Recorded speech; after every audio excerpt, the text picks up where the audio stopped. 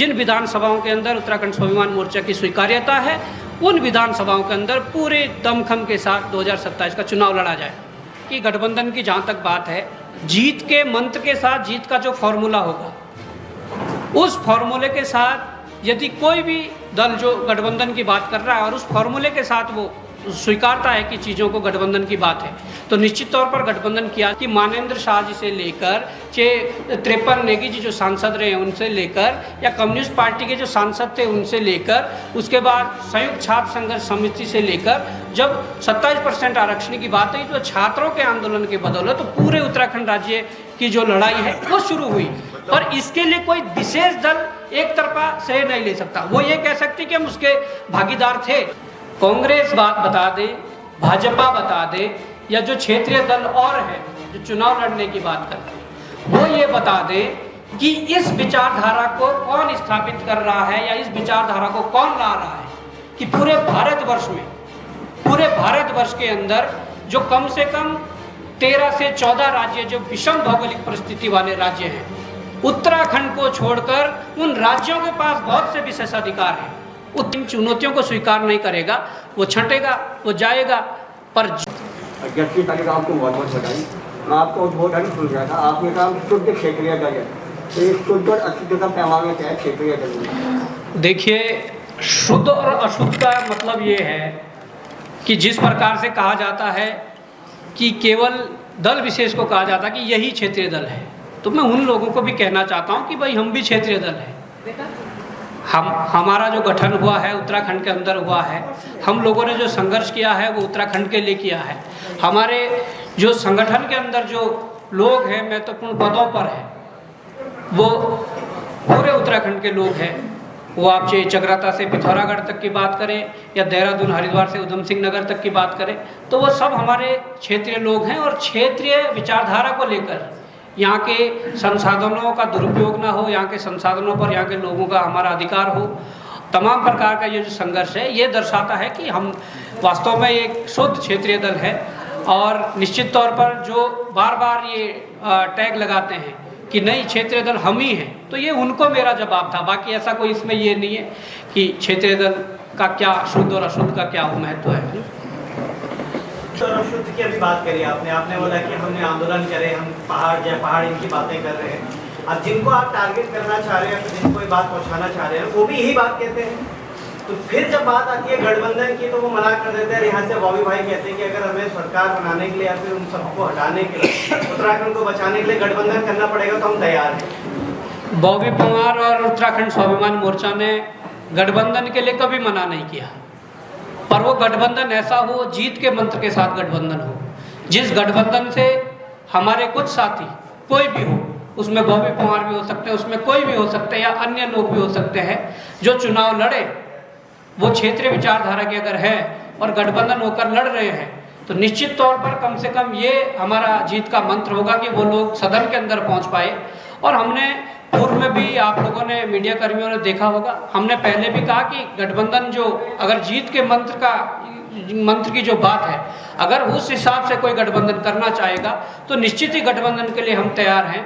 और अगर कोई राष्ट्रीय पार्टियों की कठपुतली बनकर या प्रायोजित तरीके से गठबंधन की बात करेगा, तो निश्चित तौर पर उस गठबंधन को बिल्कुल भी स्वीकार नहीं किया जाएगा।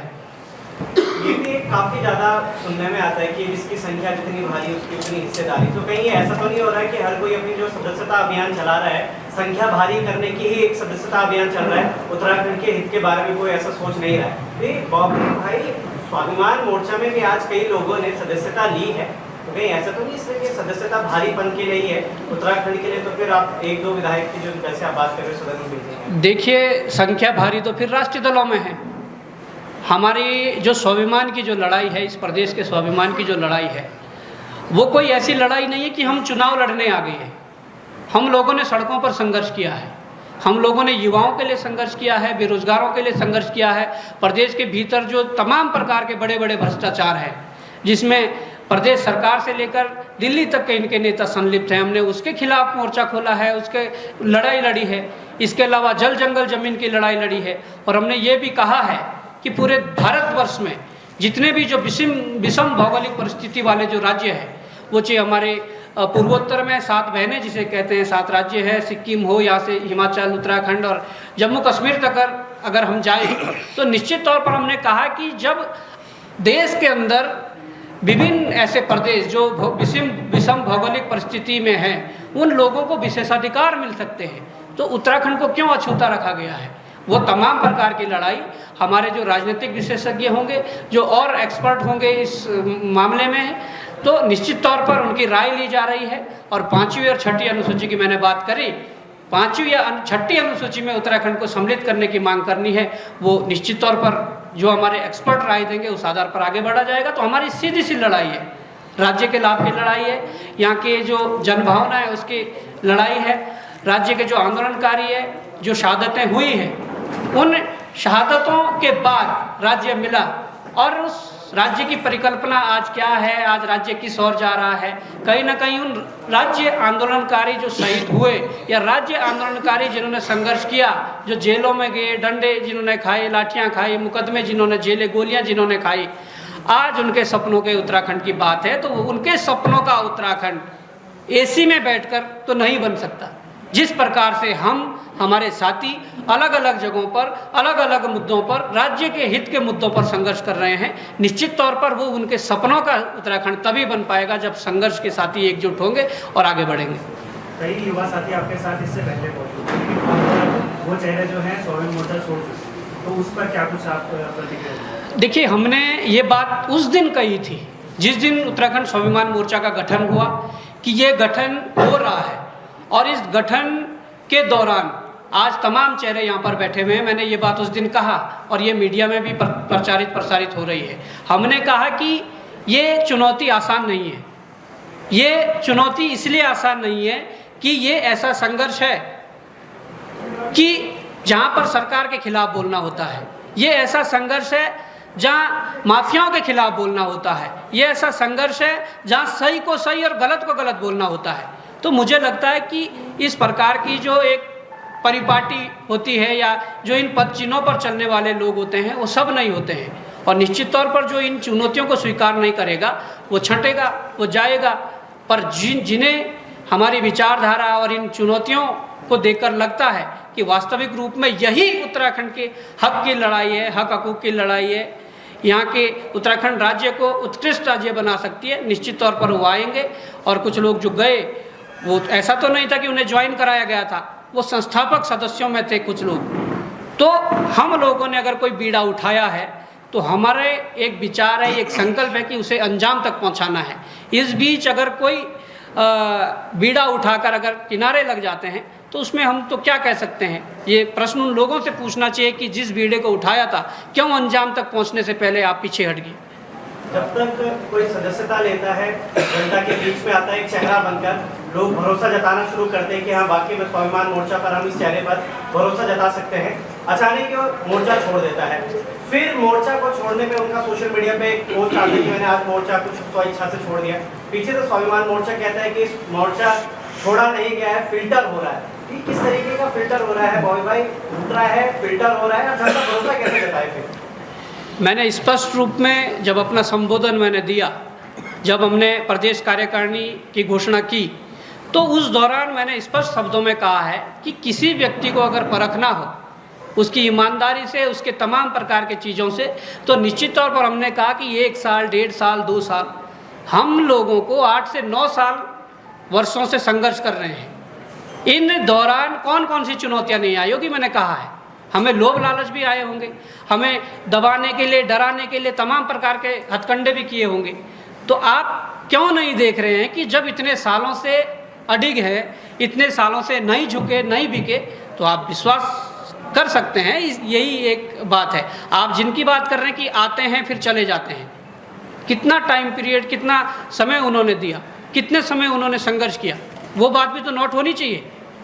पर हम लगातार संघर्ष कर रहे हैं और 8-9 वर्षों से संघर्ष कर रहे हैं, तो निश्चित तौर पर इसमें तो कोई शंका होनी नहीं चाहिए। और अगर कोई इससे बेहतर, कोई इतने लंबे संघर्ष से कोई बेहतर ऐसा विकल्प है कि बिन ईमानदारी के साथ, पूरी निष्पक्षता के साथ और निडरता के साथ अगर कोई इस प्रकार का चेहरा संघर्ष कर रहा है, पर उसकी जो पृष्ठभूमि हो वो संघर्ष वाली होनी चाहिए, तो हम उसके पीछे चलने को तैयार हैं। और अगर कोई नहीं है तो ये सब संघर्ष के चेहरे हैं, आप क्यों नहीं आते और इस पर बैठिए और इस पर संघर्ष करिए। देखिए हम 2027 में आने वाले हैं, आपकी क्षेत्रीय दलों ने तो बोल दिया एकदम 70 सीटों पर लड़ने वाले हैं, आपका क्या इस पर आगे बढ़ेगी? देखिए हमने स्पष्ट कहा है कि हमारा मकसद केवल सत्ता परिवर्तन नहीं है, हमारा मकसद व्यवस्था परिवर्तन है। और यह व्यवस्था परिवर्तन तब होगी जब हमारे साथ के कुछ संघर्षशील लोग जो ईमानदार है, जो निडर है, वो अगर सदन के अंदर जाएंगे, हमारे उत्तराखंड के जनमानस की बात रखेंगे, तब जाकर व्यवस्था परिवर्तन हो सकती है। और निश्चित तौर पर ये बात मैंने कही है कि उत्तराखंड स्वाभिमान मोर्चा ना तो 70 सीटों की बात करता है, ना 50 सीटों की बात करता है, पर हाँ जिन विधानसभाओं के अंदर उत्तराखंड स्वाभिमान मोर्चा का वर्चस्व है, जिन विधानसभाओं के अंदर उत्तराखंड स्वाभिमान मोर्चा की स्वीकार्यता है, उन विधानसभाओं के अंदर पूरे दमखम के साथ 2027 का चुनाव लड़ा जाए। विधानसभा का रास्ता तो चुनाव से होते नहीं जा रहे, तो बिल्कुल तभी तो कह रहे हैं कि उन विधानसभाओं के भीतर, जिन विधानसभाओं में हमारी स्वीकार्यता है, वो विधानसभाएं संख्या में कितनी है, वो 8 है, 10 है, 15 है, 20 है, वो आने वाले समय में जब चुनाव नज़दीक हो तब तय होगा। पर कुछ विधानसभाओं में जहां हमारा पक्ष मजबूत है, उन जगहों पर चुनाव लड़वाकर अपने मुख्य, और ये भी बताना चाहता हूं कि जो भी चुनाव लड़ेंगे हम चेहरों के साथ चुनाव लड़ेंगे, जो संघर्ष के चेहरे होंगे। सवाल वही था कि क्या उन सीटों में कॉम्प्रोमाइज होगा, गठबंधन होगा, या फिर विपक्ष में आप देखेंगे यूपीडी भाजपा? देखिए हमने कहा है कि गठबंधन की जहाँ तक बात है, जीत के मंत्र के साथ जीत का जो फॉर्मूला होगा, उस फॉर्मूले के साथ यदि कोई भी दल जो गठबंधन की बात कर रहा है और उस फॉर्मूले के साथ वो स्वीकारता है कि चीज़ों को गठबंधन की बात है, तो निश्चित तौर पर गठबंधन किया जाएगा। और जहाँ पर इस तरीके का गठबंधन की बात आएगी, जहाँ जीत हार का पता ना हो, तो निश्चित तौर पर फिर क्या करें। और हमने ये रास्ते पहले भी खुले रखे हैं, आगे भी खुले रहेंगे। जो लोग आज ये कह रहे हैं कि नहीं कोई गठबंधन नहीं होगा, तो वो उनकी अपना विवेक है। निश्चित तौर पर समय के साथ उनको भी समझ आएगा और वो कुछ चीज़ें बदलेंगे। यूकेडी के साथ आपकी क्या खटास चल रही है? नहीं, हमारी कोई खटास नहीं है। हमारी क्या खटास है? आपको कहाँ पे लगता है कि हमारी खटास है? जैसे अभी आपके बहुत सारे ऐसे स्टेटमेंट थे कि वो क्षेत्रीय दल बोल रहे हैं, जो भी वो स्टेटमेंट बोल रहे हैं कि हम क्षेत्रीय दल हैं, हमने उत्तराखंड में जो भी बनाने में वो किया था हमने, तो उसके खिलाफ आप स्टेटमेंट दे रहे हैं। देखिए ये खिलाफ नहीं है, हम ये कहना चाहते हैं कि भाई जो सच्चाई है वो लोगों के सामने आनी चाहिए।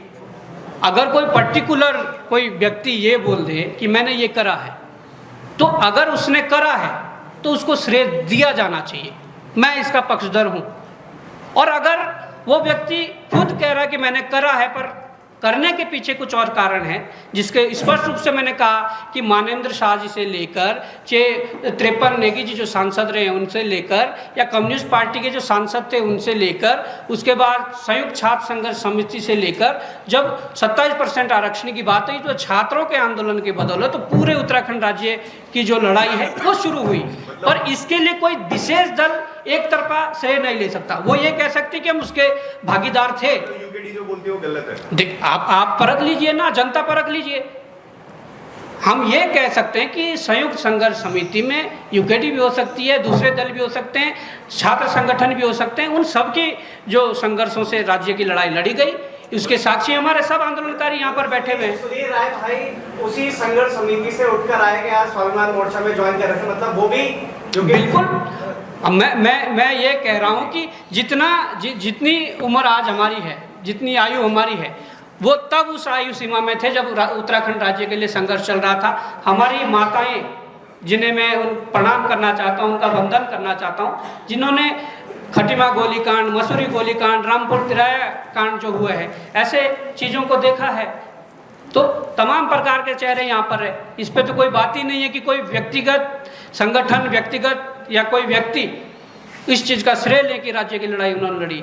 राज्य की लड़ाई तो एक जन आंदोलन था, तमाम संगठनों और उनके दलों की इसमें भागीदारी थी। कांग्रेस के नेता हैं सूर्यकांत धस्माना जी, वो कहते हैं कि सिर्फ संघर्ष से राजनीति नहीं होती है, एक मजबूत विचारधारा होनी चाहिए, और बॉबी पवार के पास उसकी कमी है। कितना अग्री करते हैं? हमने कह दिया है, कांग्रेस बात बता दे, भाजपा बता दे, या जो क्षेत्रीय दल और है जो चुनाव लड़ने की बात करते हैं, वो ये बता दे कि इस विचारधारा को कौन स्थापित कर रहा है या इस विचारधारा को कौन ला रहा है कि पूरे भारतवर्ष के अंदर जो कम से कम 13 से 14 राज्य जो विषम भौगोलिक परिस्थिति वाले राज्य हैं, उत्तराखंड को छोड़कर उन राज्यों के पास बहुत से विशेषाधिकार हैं, उत्तराखंड राज्य के पास नहीं है, जबकि यहाँ भौगोलिक विषम परिस्थितियां हैं। उस हकूक की बात, उस अधिकार की बात अगर हम कर रहे हैं, निश्चित तौर पर यह हमारी विचारधारा है कि जब देश के अनेकों राज्यों को विशेषाधिकार मिल सकते, उत्तराखंड को क्यों नहीं मिल सकते। और यही हमारी विचारधारा है। जल जंगल जमीन की लड़ाई हमारी विचारधारा है और यहाँ के संसाधनों पर हमारा अधिकार, वो हमारी विचारधारा है।